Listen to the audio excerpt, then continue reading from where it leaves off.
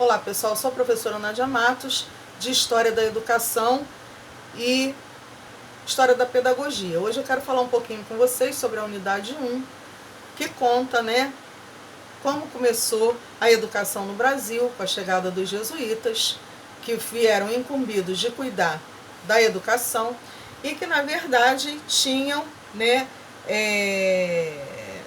os índios aqui que foram catequizados, apanharam muito, muitos morreram, porque na verdade eram apenas selvagens, e os jesuítas vieram com a sua cultura, vieram com a sua identidade, querendo transformar esse povo indígena em pessoas letradas que poderiam ler e escrever, e isso foi uma coisa, muito derramamento de sangue na época do Brasil colônia.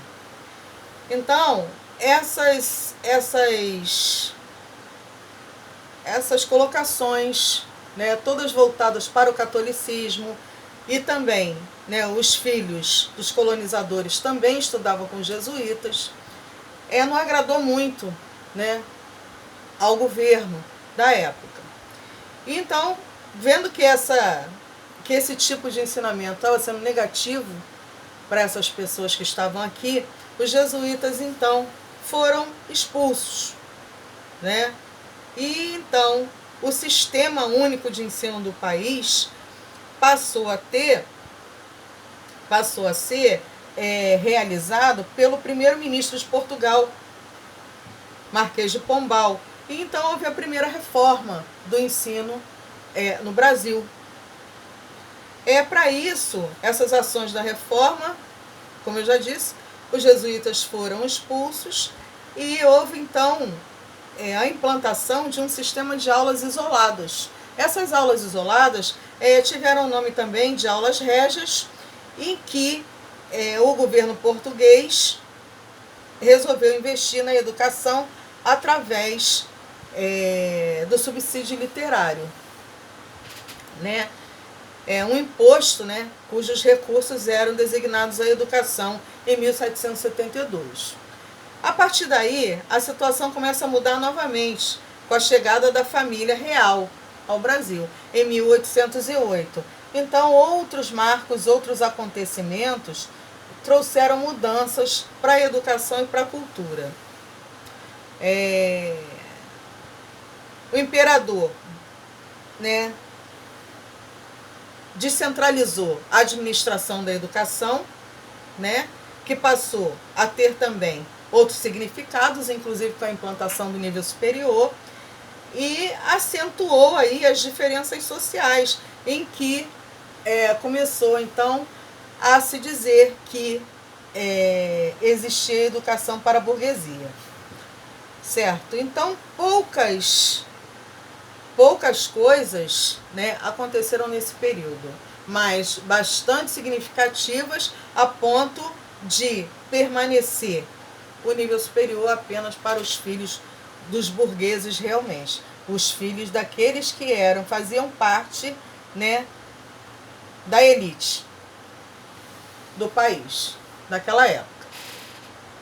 Então, além da pouca oferta, a falta de recursos, investimento em escola pública, tudo impedia que a população tivesse acesso ao ensino.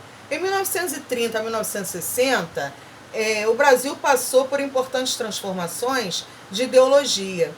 Então, nesse período, aconteceu então uma nova Constituição, que foi a Constituição de 1934, aonde a educação passou a ser vista como direito de todos. E aí, então, esse acesso aí passou então a beneficiar também os filhos das pessoas mais pobres, das camadas mais pobres da sociedade. Em 1961, nós tivemos a Lei 5692, de 1971, eu disse 1971, tá? Se eu errei, perdão aí. A Lei 5692, de 1971, ela traz mudanças significativas, que aí já ocorre onde se divide o ensino primário, né, e o ensino ginasial e ensino médio, que na época era chamado de segundo grau. Esse ensino passou também a prevalecer como uma LDB, né, só que dentro das memórias justamente da ditadura, porque nós estávamos em plena ditadura quando essa LDB veio a ser publicada. Então essa ampliação aí, ela veio nos ajudar também a organizar o sistema de ensino brasileiro, né? E aí as diferenças sociais e culturais continuavam se acentuando ainda mais no Brasil, e a falta de acesso à educação e a universalização do ensino também continuou. Por mais que a Constituição dissesse que o ensino era para todos, o ensino não foi para todos. Foi apenas para alguns. E aí, dessa maneira, o papel da educação passou a ser, então, um papel ideológico e acentuando, então, uma ideologia que trouxe para nós, então, um conjunto de ideias e de filosofias que caracterizava o pensamento do indivíduo, do grupo daquela época. Então, o que veio acontecer, então, vários movimentos destinados à educação de uma forma libertadora, de uma forma democrática. Então, aqui, para nós, a escola, ela passou a ter princípios e ideias para compor e compreender esse mundo.